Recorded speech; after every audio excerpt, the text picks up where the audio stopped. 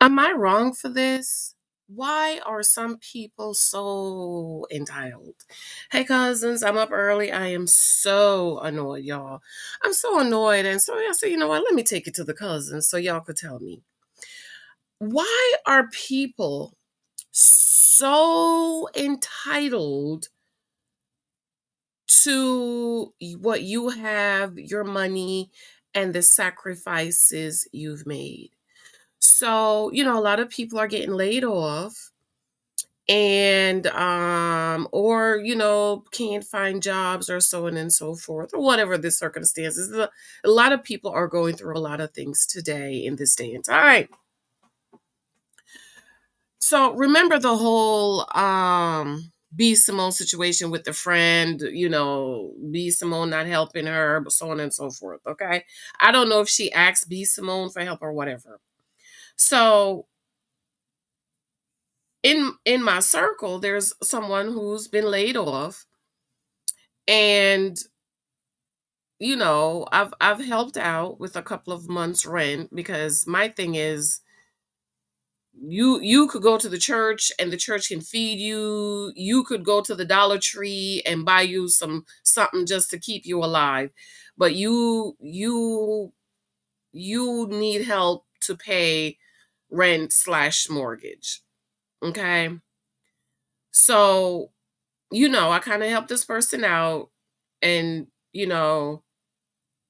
I said, like, I can't do it. I can't take money out of my family household to keep paying your rent. I'm not your man. Because that's what something your man would do, right?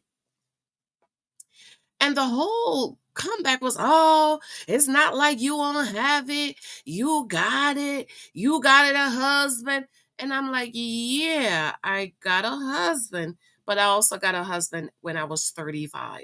So I am not living and doing and surviving because of my husband. I was doing that before my husband, sure. My husband has maximized my life, me and Lexi's life, our ability to be comfortable, to save, to invest. Okay.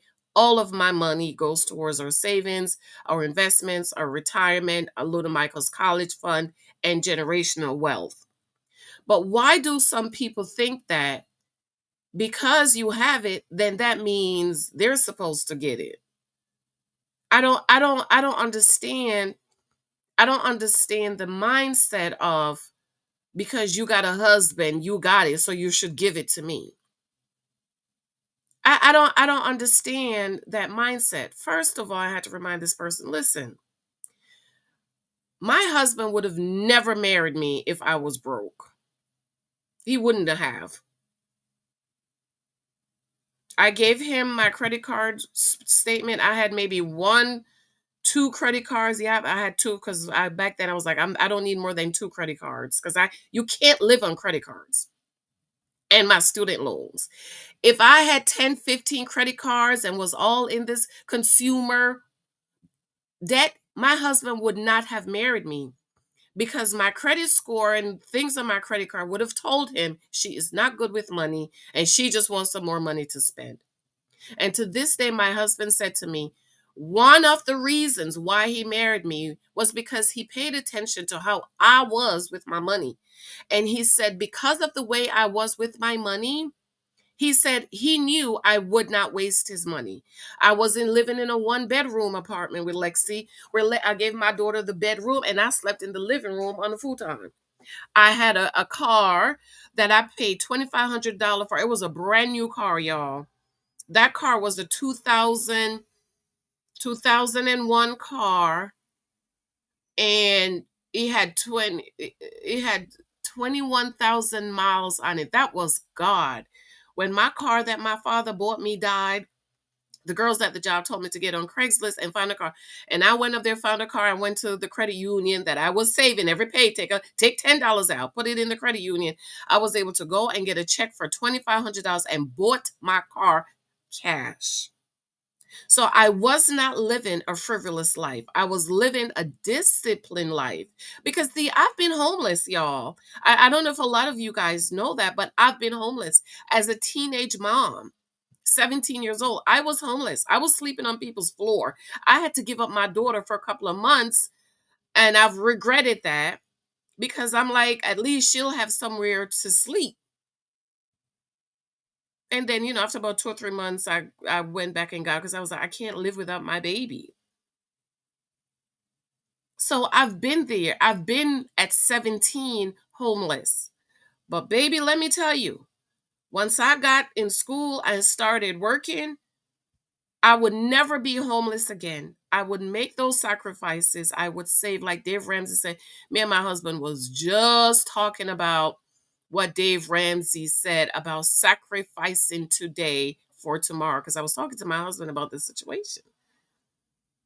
Sacrifice today for tomorrow. You can't live paycheck to paycheck. Like, I didn't go on those trips. I've never been on a trip out of the country.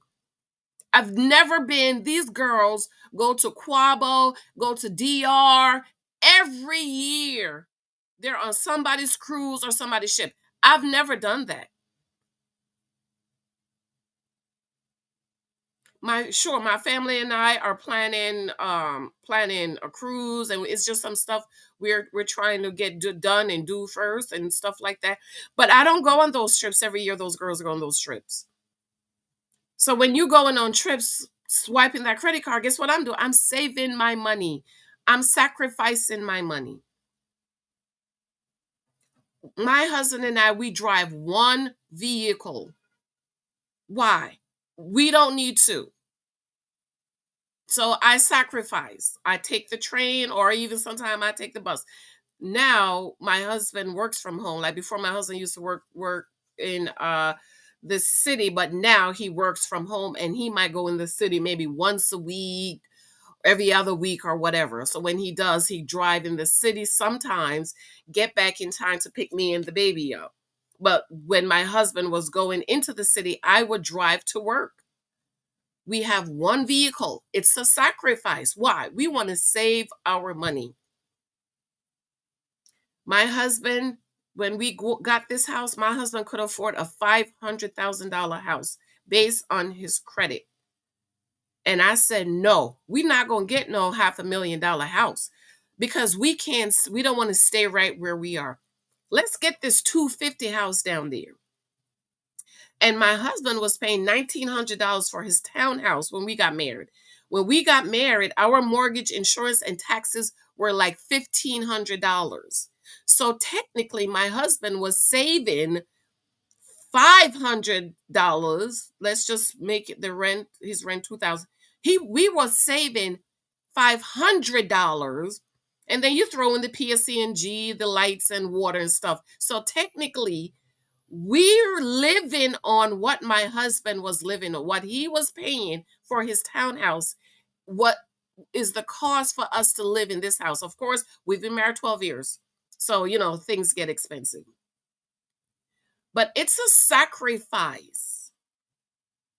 I'm not buying those bags the girls are buying. I'm not going to take $10,000 buy a bag when I need to have an emergency fund in the event, God forbid, my husband gets sick, laid off, or me gets sick, God forbid, laid off. I need to save for college.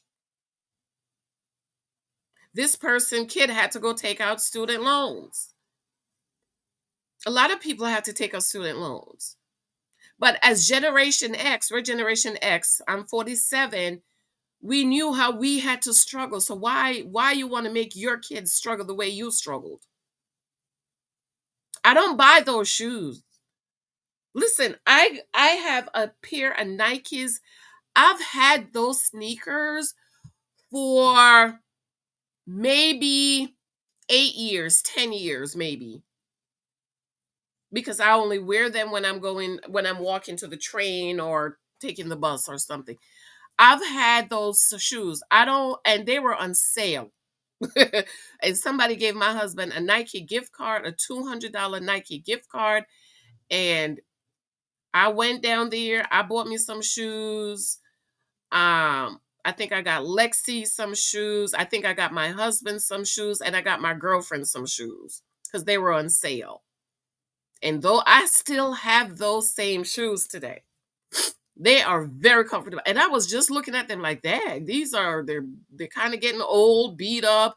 I'm gonna throw them in the wash, see if I could make them look better, and then maybe I'll go get me another pair because they're so comfy. They're running shoes." I don't buy those $200 and $300 shoes because I'm thinking I need to save that money because I will never be in a position again where I cannot have roof over my head. But it's a sacrifice that I've made. People, how you, girl, how you retiring at 52? I'm retiring at 52. You can't live on your pension alone on 50. Oh, I forgot you got a husband. No, even if I wasn't married, I would still be retired at 52. Why? I have my 457 every pay. I checked my thing the other day. I think I started out with $50 a pay. Every pay they take out the money from my 457. Why? I am sacrificing today for tomorrow. For 20, almost 20 years, every pay I get goes into my 457. So when I retire, I can live a comfortable life. And I started working at my job in my mid 20s. I got married to my husband in my mid 30s. So by the time I met my husband, I was already investing in my 457 about 10 years. So this idea of because I have it mean I need to give it to you, absolutely not. I don't understand this mentality. I mean, I don't the only person I would expect to pay my rent for me is my husband. I wouldn't expect nobody else. Nobody else, not a friend, nothing. And sure, there are two people, two friends that I have. David, who's my brother, not really my brother, and Fee. Those are the only two friends that I have that if they call me or text me, be like, "Jan, let me hold $50,000. No problem. Where you want me to send it to, where you gonna meet me at?" Because that's fair. Those two people, for me, family.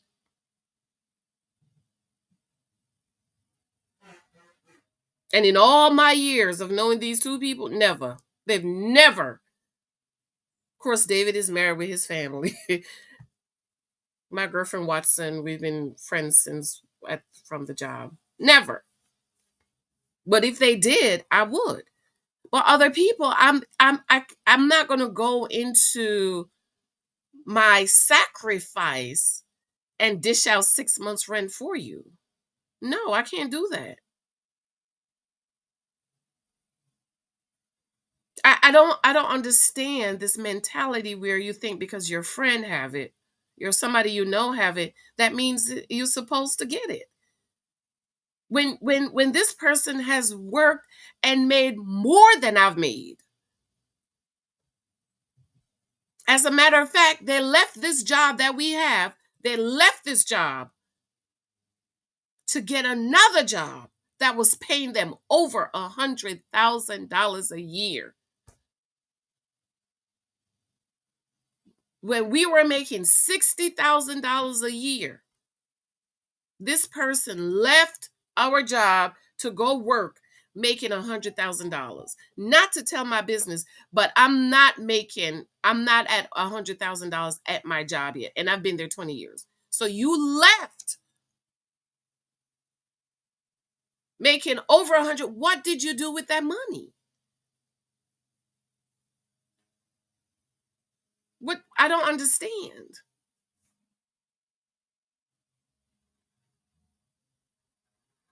And always one of the lessons I learned is always get an apartment. Well, this is what I did when it was me and Lexi. My daughter's special needs, so she get a little check every month, right? You know what I did? I all my apartment never went over Alexia's money. It never did. That's why I got that apartment For it was 750. God bless that man. I really like the apartment, and I said, "Sir, can I please do 700?" And he was like, "Can you do 725?" And I said, "Yes, 725 from my one bedroom apartment." Forgot how many years I was in there. Maybe about 5 years. Because my rent never went over what my daughter's money was coming in. Because you know what I thought to myself? If I get laid off, if I got sick, I can't go to work. At least I have Alexia's little bit of money, and I can pay my rent. I didn't worry about food because I know there's churches in my neighborhood in Newark, New Jersey, who feed the hungry. And I could always get to a church, even my church. I could get to a church, I could go to soup kitchen, I could go to the food bank and get some food. But your rent, you need to have your rent money, baby. You need to have your rent money. And I never lived in private homes. I had a lot of friends, schoolmates that I went to school with was living in private homes. Talked about me, laughed at me.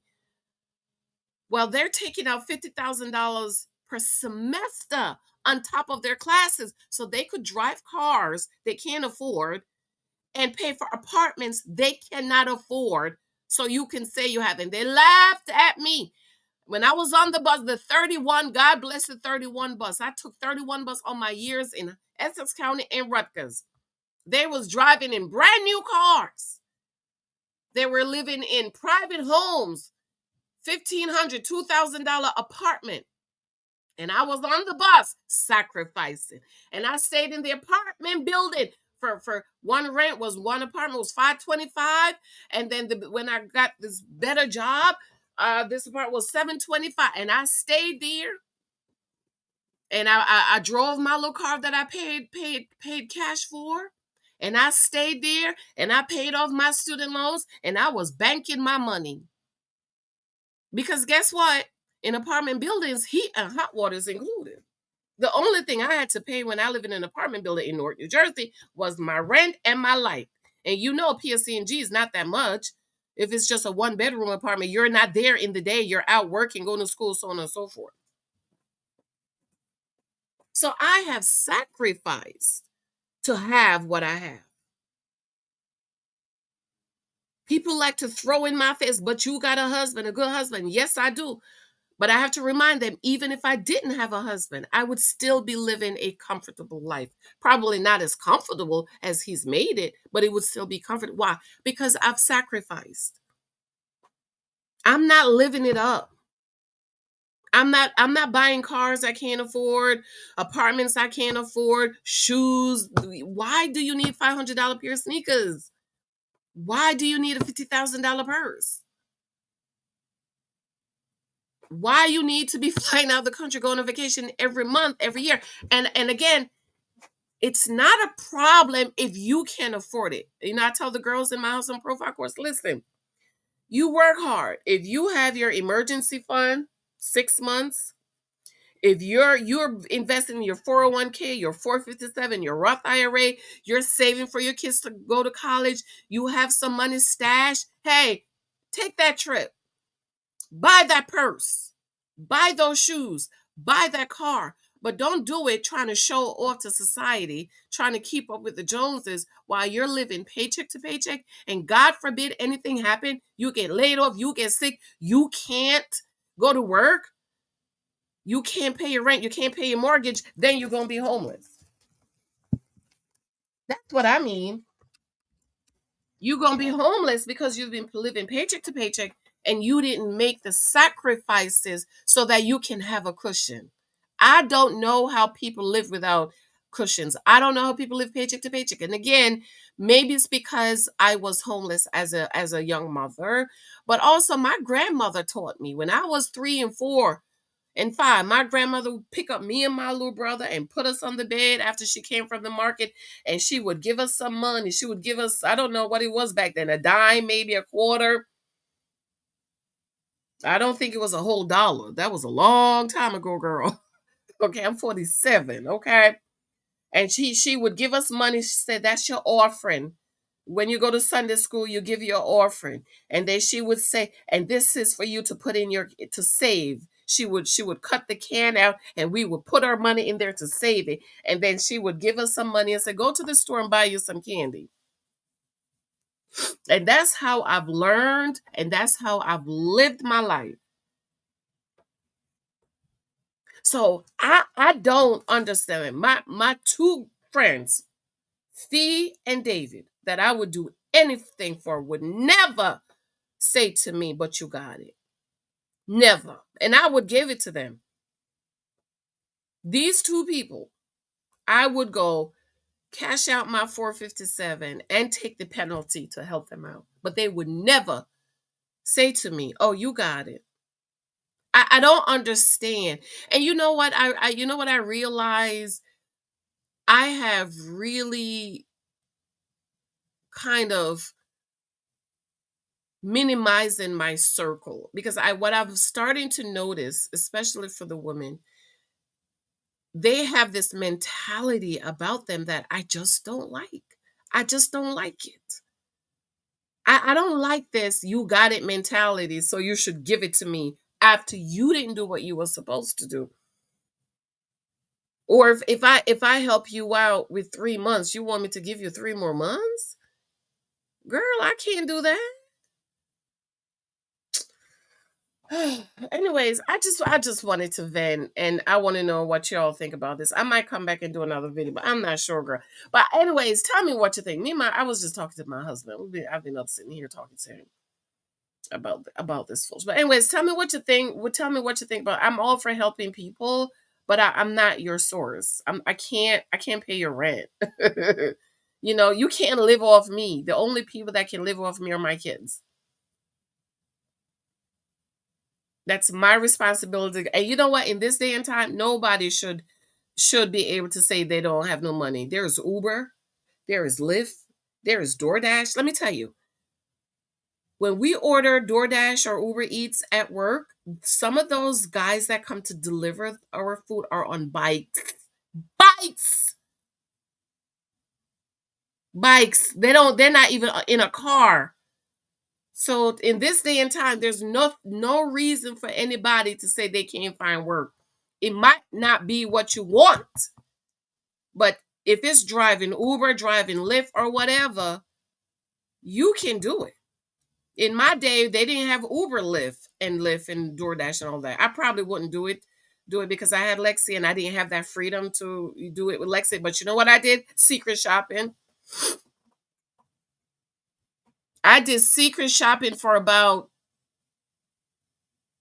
5, 7 years. After school, after work, I would pick up a Lexi and me and Lexi would go secret shopping. And that was how I got my extra little bit of money. Because the little bit of money I was working at my first job was just enough to pay my rent and my light bill and my car insurance. But it wasn't enough for extra. And so I did secret shopping on the side. And some of those, you just need to go in the store and ask a question. That's $20. You need to go check to see if this product is there. That's $10. And I did that. I did that all the way up to when I started working this job. And after my 90-day probation period, and once I was hired, I told the lady, I give her my notice about 30 days and let her know I'm going to be finishing up now because I didn't need to do it. Um, and plus it was just tiring. But once I started my job, starting at around $50,000, I didn't need to do that anymore. So people want to sit at home talk about I can't find no job and your unemployment right now. Use a lie. Go drive Uber. Go drive Lyft. Go do DoorDash. Go do food deliveries. There's so much stuff out here for people to do this day and time that there is no reason for anyone to say I can't find something to do. It's just something to get you to where you need to be to pay the rent. I got to go, girl. I just wanted to vent. I'm just so annoyed with people's mentality. This is why my circle just continues to shrink and shrink and shrink and shrink because of people with this kind of mentality. Okay, I love you. I love you. I love you. And if just in case somebody said, well, what if it was you? That would never be me. That would never be me, boo boo. Okay. That would never, I've been at this job 20 years. I've been saving for 20 years. Okay. I love you. Let me know what you think. Comment below. Mwah. Thank for those of you showing me love on my books. I see those book sales coming in. I really appreciate it. Don't forget to go back and leave a glowing 5-star review for me. They're all available on Amazon. I'm working on my website so y'all can start getting better sales and better offers on my website. And of course, my book is coming, Dayton's for Daily. That's coming very soon, which is why I haven't been doing a lot of videos, because I've been getting up and just working on the book, or just, reading or doing whatever. Okay, this the Leah in Me is free and available on my blog, janicehyltonmentor.com. I love you. Talk to you later. Bye.